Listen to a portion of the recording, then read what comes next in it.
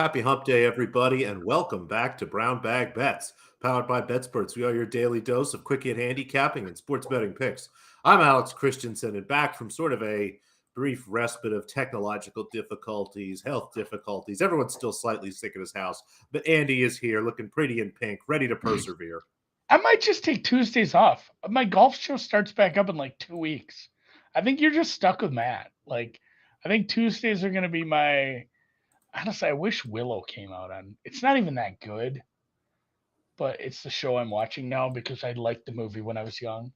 Wish Willow. If Willow came out on Tuesdays, that's what I would do. I would watch it during this.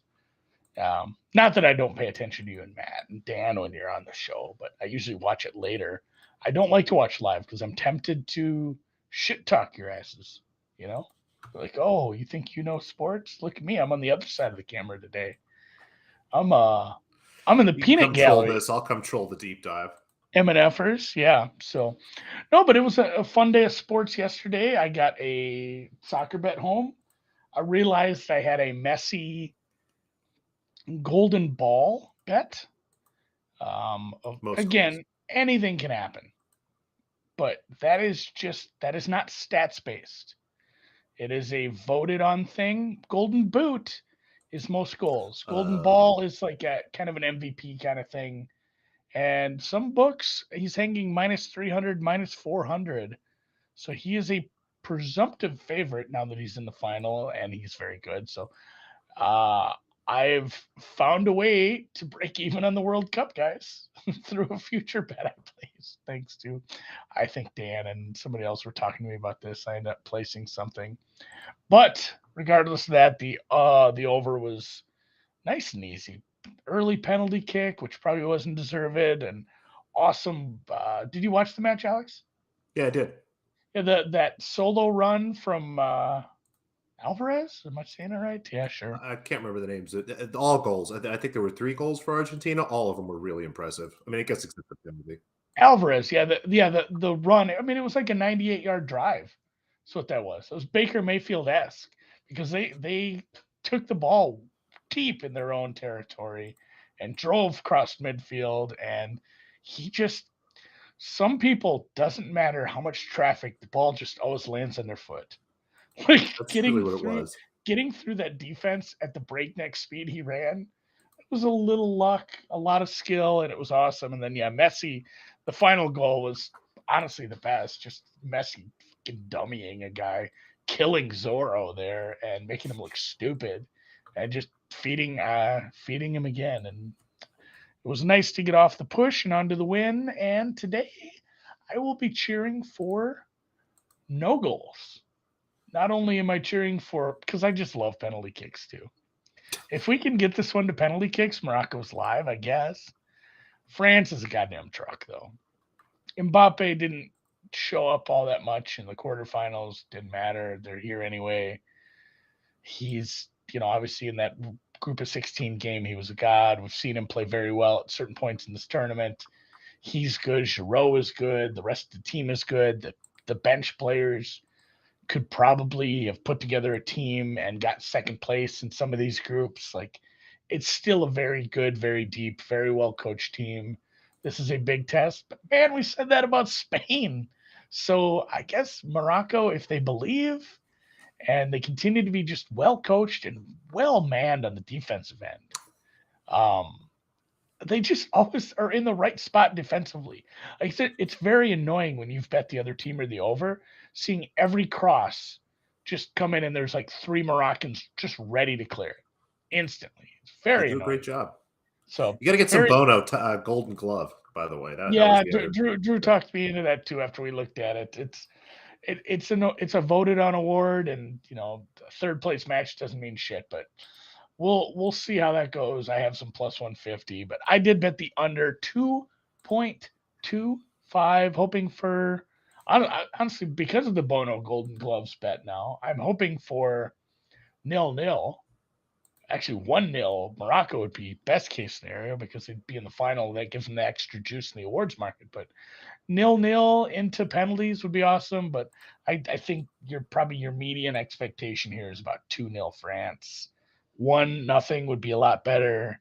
I told Dan this. I said because I have Golden Ball, which the only competition truly for Messi is Mbappe for that. I said I would like 1-0 France, scored by some random cornerback that they put in, or center back that they put Yes, in center late, back. center back that they put in late, and then Mbappe gets a red card for punching a female ref. Like, oh, you can't give that guy the golden ball. That's not asking for menace. much. He's a menace. This guy is a. I don't think he'd do that. He seems like an affable chap. Anything's It would have possible. worked out better if he played for England, but I don't know how to say affable in French. So we'll move on to a sport that the Something you French can aren't too say. bad. We're going to move on to a sport that France isn't too bad at. France has some good basketball players, and yeah, the They do. NBA. How's it going this week? The French are trying to recruit Joel Embiid somehow. I'm not quite sure how the rules for international basketball work.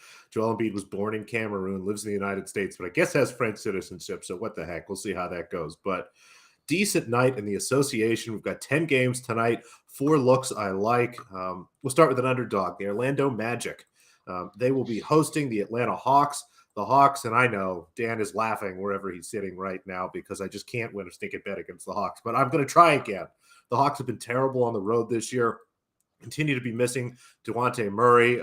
Looks like there's a chance Trae Young might be out if he does play. He's not going to be 100%. Really, just like the spot for the Magic. Had this basically a pick 'em. Maybe Atlanta a short favorite here. So anything 2.5 or 3. I'm looking to take the spread. The money line sits right at plus 125. I played a little bit of that, so don't mind that as well. Just again, it's a good spot for a Magic team that is finally starting to get healthy. They have some guards back. They're really starting to play some good basketball, and I think could be kind of a fun team here for the rest of the year. And yes, Dan, I know I'm betting against the Hawks. We're going to try our best. I can't lose all my bets against the Hawks. Pistons, Hornets under. Two teams just devastated by injury. This might be a Victor Wembanyama special tonight, honestly, with the way these two teams are playing. Cade Cunningham is going to have some surgery. He is out for the year. That means the Detroit Pistons' best offensive guard is probably rookie Jaden Ivey, who has really struggled to get his own shot. It's just going to be a pitiful Pistons season here to kind of roll out. So apologies if you took the over on the regular season win total. Was not expecting Cade to be out for the entire year, basically. And they go up against the Hornets team tonight, missing LaMelo Ball, missing Gordon Hayward, missing a couple other pieces. Just really struggle to see how either team is going to put any points on the board tonight. Had this total closer to the low 220s as opposed to the 227 we're seeing right now. So anything 226 or higher, I like. The Oklahoma City Thunder host the Miami Heat tonight. No Jimmy Butler on top of about 6 or 7 other guys. The Miami injury report is just exhausting to try to read every morning. It seems like most of the team is on that stinking report. Yes, they will have Bam Adebayo tonight, but without Jimmy Butler, I had this closer to a pick 'em. Actually even played some Thunder money line at like plus 130 last night. It's down to plus 120. I think you could still get a plus 3 there on the spread. Would play anything plus 3 or better. The Thunder have been solid at home. Really have protected their court well. That seems to be where they're winning games as opposed to, kind of giving up on the road here. Fully healthy team tonight. And again, just going to keep fading the Heat. Not sure how long it's going to take the market to react to the fact that this team, even when they are healthy, isn't very good and they just aren't. The roster is completely depleted. So like the Thunder tonight, Timberwolves, Clippers. I think we're headed towards an over period of the NBA. Now, I know I bet an under earlier, but that's a little bit of a special case. Had a pretty big edge there.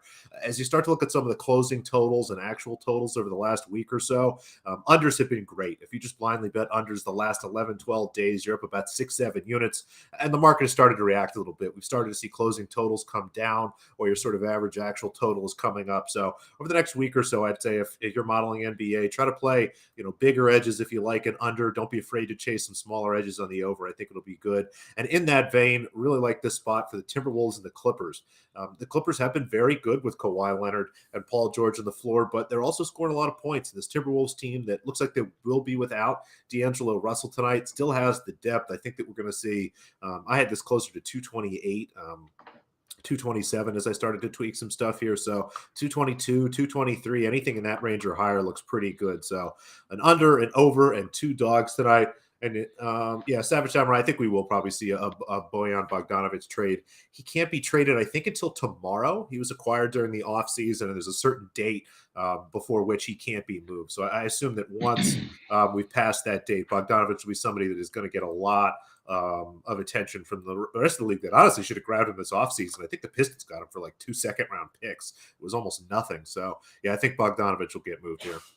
There's a lot of rules about trading and tampering and whatnot and all that jazz. There's not that many rules about betting college hoops, except maybe don't tail Andy while he is ice cold. I hope he doesn't go to the Lakers. Yeah, nobody No wants Lakers. the Lakers to succeed. No one wants that.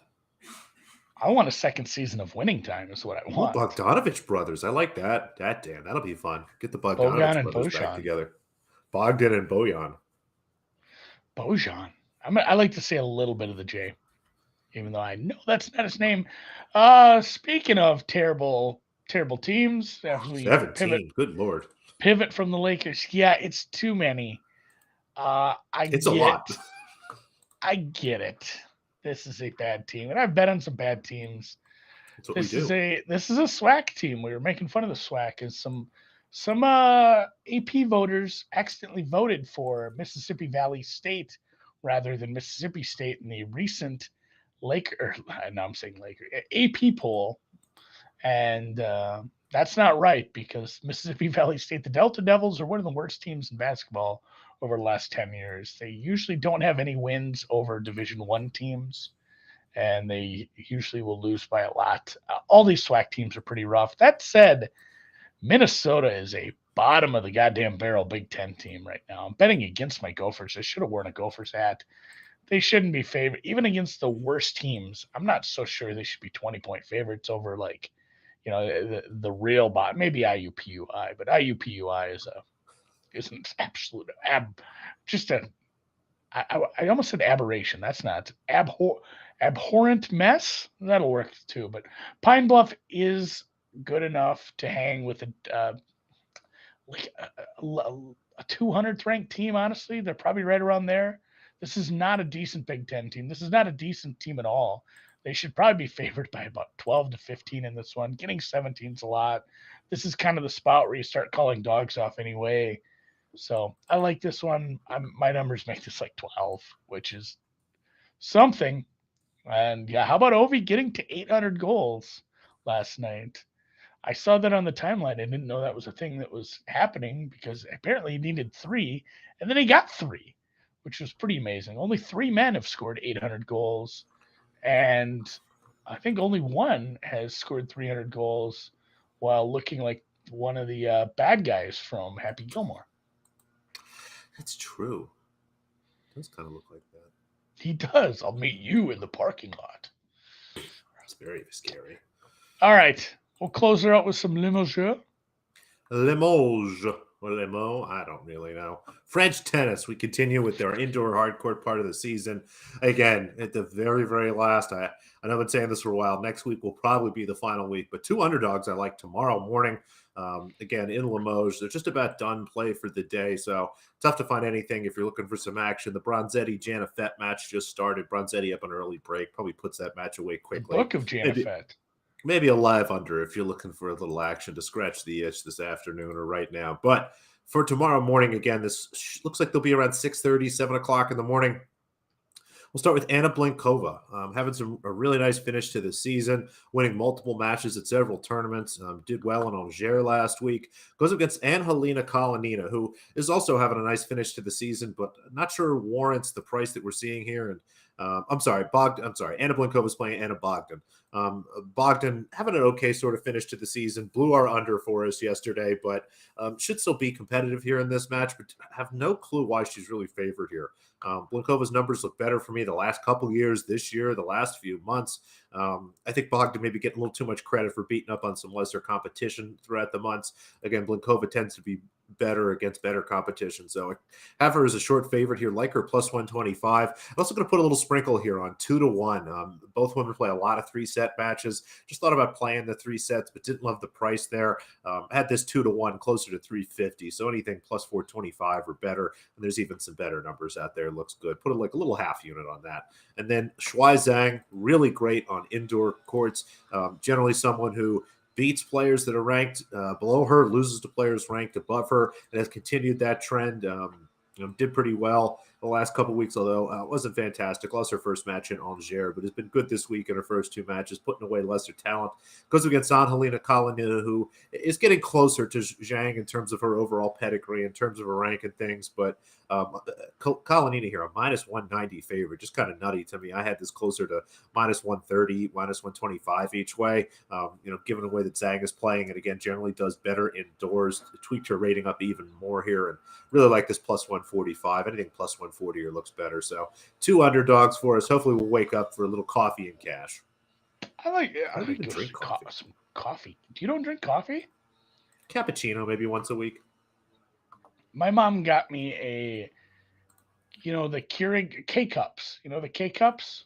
Yeah. She got me an advent calendar with those in them. And one day it was hot chocolate. And I'm like, well, this is fucking stupid. I don't want a hot chocolate in the morning. Give this to my kids. Now I have to go find a K cup. I thought I'd just have a cup of coffee every morning. Thanks, Mom. I It was prefer very the sweet. boob advent calendar. Yeah. You can change it to cats too if you want. It's probably weird if your mom gave you that, though. Yeah, she likes to send advent calendars to the house, and I don't know. Me and the wife got coffee. My wife just opened all of hers at once. She's like, "This is dumb." She's like, "I'm putting these all in the K cup basket." But I digress. We digress. We head on. We'll see you tomorrow. We'll talk some Thursday night football. We'll have bets, props, first touchdown scores, all kinds of stuff. Hit the thumbs up on the way out. Enjoy your day. Enjoy your Christmas prep, and we'll see you tomorrow.